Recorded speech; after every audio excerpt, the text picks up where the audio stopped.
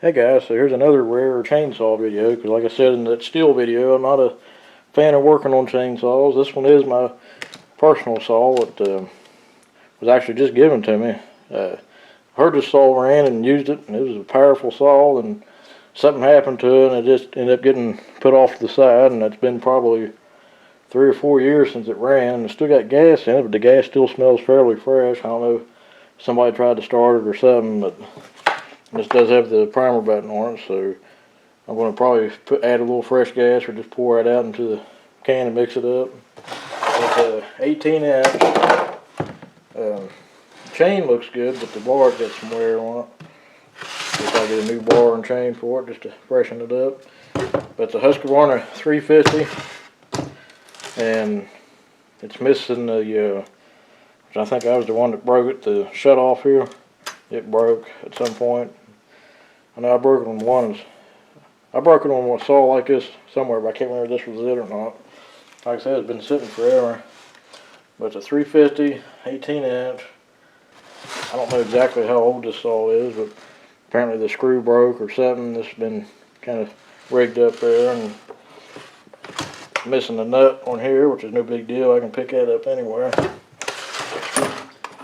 It's got really good compression, so I don't know if there's something wrong with the carburetor, if it lost spark or what. So we'll try to diagnose everything on it a little bit, and hopefully by the end of the video I'll have another good saw up and going. I like Husqvarna saws. Like, I'm really tied between two chainsaws. That's Husqvarna and steel, but I always forget that twist on there like that. That's the air filter, and it's pretty dirty, so that could be part of the problem alone. Spark plug's loose. Got a brand new spark plug, NGK. So apparently it wasn't a spark plug. But let's check for spark and everything and see what we got.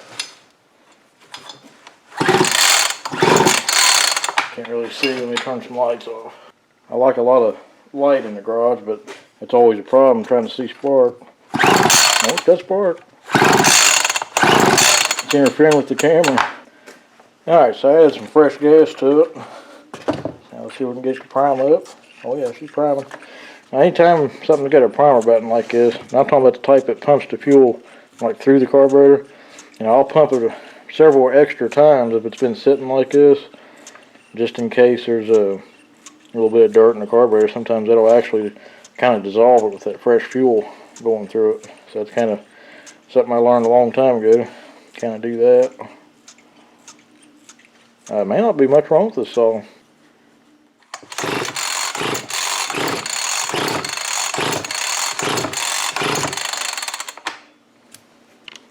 It's not hitting at all, so let me mess with it a little bit off camera and see. Maybe I can see what's going on there.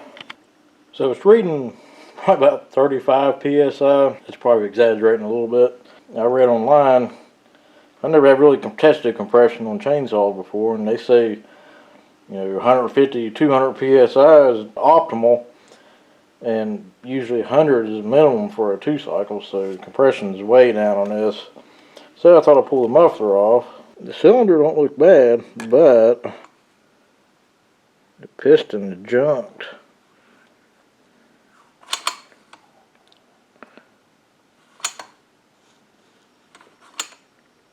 Like, it looked like the rings melted into the piston and just scored everything up. So probably it scored on the exhaust side of the cylinder. Because I looked down through the spark plug hole, and it looks like you can see score marks on that side. So piston and the cylinder is junked. So with that being said, the best thing to do at this point is get a cylinder and piston kit and just do a complete rebuild on it. It'll be like a brand new saw then. Carburetor and the coil and all that stuff's probably still good, but because I can smell it getting gas and the spark plug was wet, so the carburetor's doing something. Let's do a little experiment real quick. So if I put a little bit of motor oil in the cylinder, get it up on top of that center so it won't just run out. About 1, 2, yeah, I guess that's going to be about it then.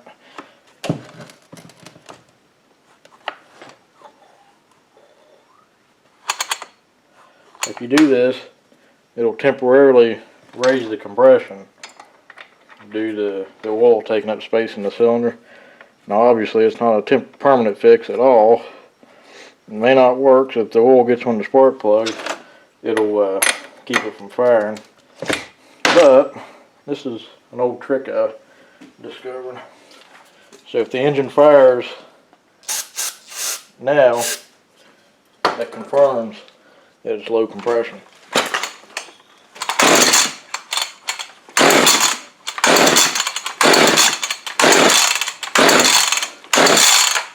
I heard it hit a few times.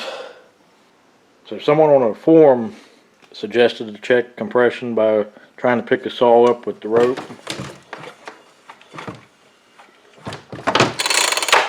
So that kind of confirms that too. I'm going to get another bolt for this. Get the whole cylinder, piston, all that stuff. Probably gaskets for everything. And the shutoff thing. We'll get right back to you. Okay, we got all the parts in. There's the new cylinder. See, I like the sound it makes. There's the piston. Ring. New compression release. Wrist pin. Bearing for the connecting rod. And a spark plug. We're probably not going to use because I like the NGK plug better. The retainer clips for the rod. For the wrist pin rather. All the gaskets, the shut-off piece, and the nuts for the block. So hopefully this is everything we need to start putting this thing together. So let me go ahead and start tearing it apart, and we'll look at it here in a second. I'm not going to show every little detail of this rebuild, but I do want to show you enough to give you an idea what to go by. I'm kind of concerned that this may not be the right cylinder. It's machined a little bit different on the top, and the original one's got this little plate right here. This one don't have it. Maybe it's just a variant, or just the aftermarket ones don't have that. I guess we'll find out. So now at this point I gotta start taking the spark plug out and the muffler off. And this has like a clamp that goes around where the carburetor goes on. So once we get all the stuff, also gotta take the bolt loose that goes through the grip bar here. I'm going to try to loosen all 4 of the bolts and lift up on the cylinder, then take the clamp off. This clamp right here that holds the intake on. It'll be a little bit easier to get to. If all the linkages and fuel lines and stuff will give me a little bit of play, and it'll be a little bit easier. If not, we'll try to get to it from here. So these take a 4mm Allen wrench, is what these holes are for up here, to get access to the bolts. And they're usually pretty tight, so if you take a wrench like this and get on there and kind of get it to break loose. I have an extended bit with a 3/8 drive, but I don't have the right size. The set don't go down that small. That's the easiest way to do it. But let's get all these bolts out. Okay, all the bolts are loose. One of them fell out. I went ahead and took the whole handlebar off. There's only 4 bolts holding it on, plus the one that goes into that spring. So it makes it a lot easier to have full access here. Now we're going to try to lift up on this and see if we can get to that clip a little bit easier. Not really. Let me try to get the clip off. Well, that came loose awful easy. I'm going to get the piston all the way down now. The only reason for that is so when I start pulling up on it, the piston will come out easier and we can, hopefully. There we go. The new piston seems to be a little bit smaller, so it's probably not the exact replacement, but hopefully if everything lines up, at least it'll work. And I've seen worse, but it's still pretty bad. The piston looks worse. So I'm going to go ahead and get the piston off the wrist pin and rod, and we'll go from there. Alright, so I got the little clip off here that holds the wrist pin in. Now I'm trying to get the wrist pin out. It appears to be stuck pretty good, so I'm just taking a Phillips screwdriver. Punch would be better, but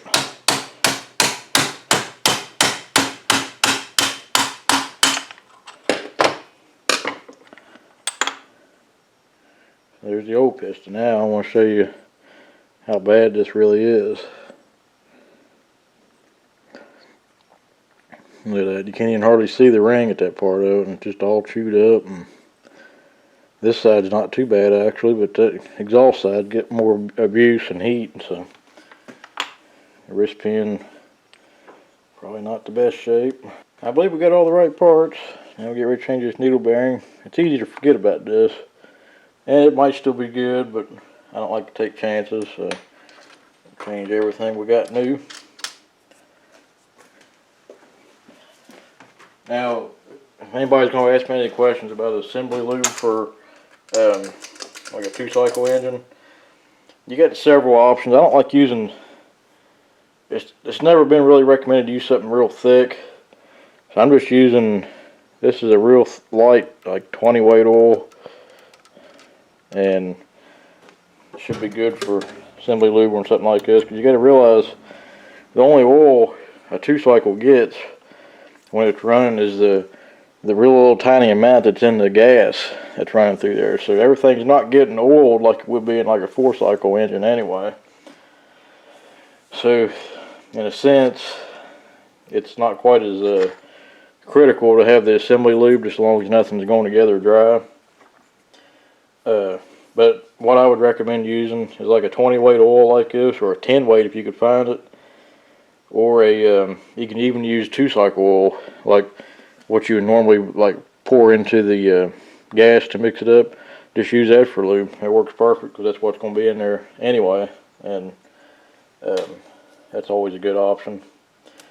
Also wanted to note, this piston, the new piston's got a arrow point stamped in it, and sure enough, the old one does too. I'll find it again here. Kind of hard to see. You can see it right there. So we popped the wrist pin out from this side, so the arrow points towards the bar and chain. So I'm gonna go ahead and get the ring put on this, and we'll get ready to put the piston on. And if you notice on the ring groove, there's a little tiny, like almost like a little dowel pin there.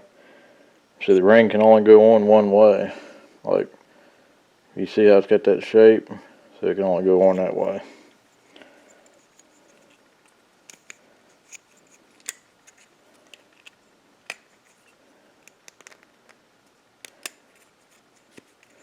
That way when the ring's compressed, it stays right there. And that keeps, the purpose of that, it keeps the ring from spinning. That way there's no possible way it can get caught in the intake or exhaust port. Put a little bit of oil on the wrist pin. Drop in there.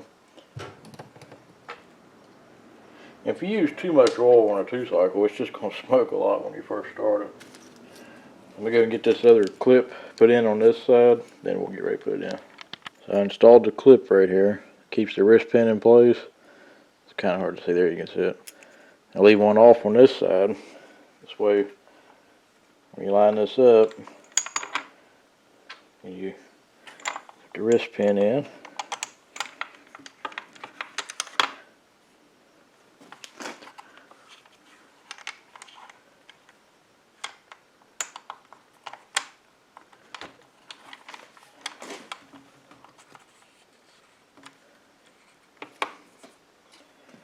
You want to press it all the way in like that, and put the other clip in. Okay, it's all in there, and I put a couple drops of oil just on that journal bearing there too, just to ensure that it's not dry or nothing. And everything feels pretty good. And go ahead and don't forget to put your gasket on. And this one, it's got a little notch that goes towards the back of the engine. Not real sure what that notch is for, but this is actually my first complete 2-cycle rebuild. I did tear the whole pocket bike engine apart a few years ago and put all new gaskets and seals and everything in it. But I didn't put no new ring or piston or cylinder in it. So I'm just going to put just a little tiny bit of this oil on the piston. Just kind of coat it. It's not quite as critical as like a 4-cycle engine. You just don't want nothing dry. And do the same thing in the cylinder. Just kind of put a light coat on everything. I've heard of people using like marble mystery oil and that kind of stuff for engine assembly. And you know, if that's all you got on hand, or if you think it's a better option, then go for it. Now here's what I like about this type of engine. You don't have to have a ring compressor because the end of the cylinder is tapered. So it automatically compresses the piston ring as you're putting the cylinder on.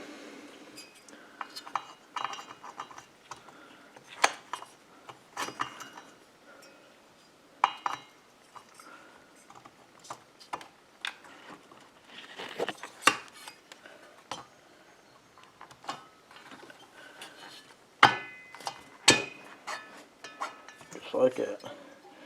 Now you want to look in the intake there and just to verify that your ring gap is still on the that little pin right there. Because if it's not, you're risking complete engine failure. I'll get it back on that boot.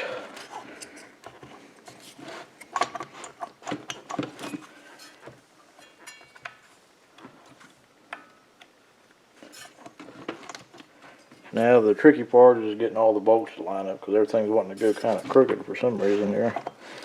So let's skip a little bit on camera just to speed it up, and I'll go and get the bolts going in. Alright, the cylinder's tightened down. I was probably an actual torque spec, but I wouldn't have had a way to do it anyway since I don't have a bit to go all the way down. So I just put the Allen wrench in and put the regular wrench on there and just tighten it until it's pretty snug, because you don't want to go super tight. You'll either strip out the head of the bolt or the threads itself. So that part's done. The hardest part was getting that clip back on the intake right here. That was the hardest part. So I went ahead and put just a little dab of oil back down in the cylinder and cranked it over, and some of it shot out. And it just ensures that everything's got a coat of oil on it. So now I put the muffler back on. I couldn't find that bolt I needed for it without having to, I mean, I found it, but it was like super expensive for some reason, so we'll just put what was in it back in there for right now. It'll work just fine. I almost forgot we're going to change the shutoff lever here, which appears to just snap on with that little clip end right there. So it shouldn't be too hard to do, so I'm just going to do that off camera, then we'll look at it. That way if I run into something, I can just let you know. So that's actually a challenging piece to change too, because you got to unhook this little spring thing here. Now it should work there. But this is how it got broke. You know, you'd think it would go down like that, but you actually got to kind of like push in like that. And it's not my favorite shutoff switch. Don't like that. So it'll probably break again at some point. There was a Stens brand replacement for that, so it's could be good or bad. I don't know if it's an upgrade or just a general purpose part. Alright, so now we'll go ahead and put the muffler and the cover and everything back on, the spark plug, and we'll get ready for our first start, guys. And a couple of things I forgot to mention. The compression release just screws in with a 13mm deep well socket. Get it pretty snug, not super tight. And this spring that the handle hooks to, just use the same 4mm Allen wrench. Put the long end in here. And there's actually another screw back here that goes into the cylinder. Alright guys, it's all back together, and we got extreme compression now. So like I said, there's also oil in the cylinder. So we'll definitely be using the compression release. Choke.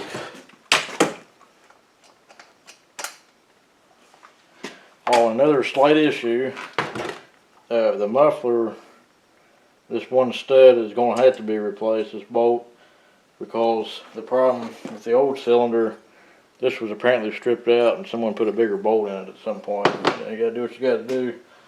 So it's just kind of stuck in there for alignment for the shield. I didn't even put the gasket on it, so we'll probably have an exhaust leak. But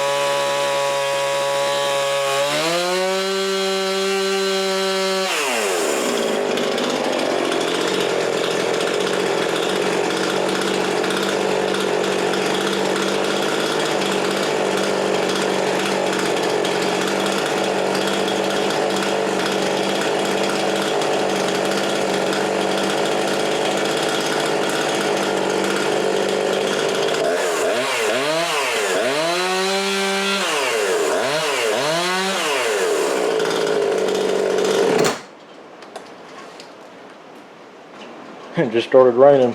Hear it? Well, guys, I'm gonna call it a success. Like I said, I'll wait till it cools down. I'll get a compression reading on it again. I'll put a little clip in right here of that.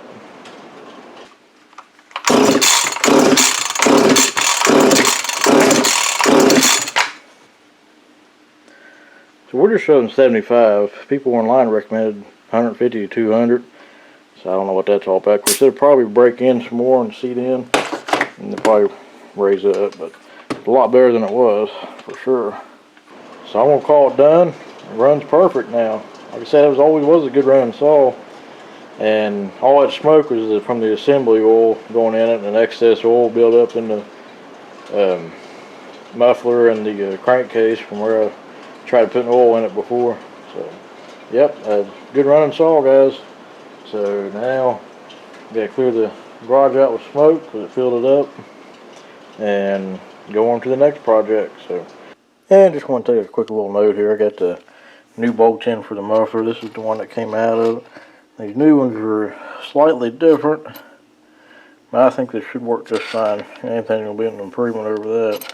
So I'll put the two new ones in so it matches. I just wanted to share it with you. So you got the muffler, this shield, that shield, and then a gasket goes on it.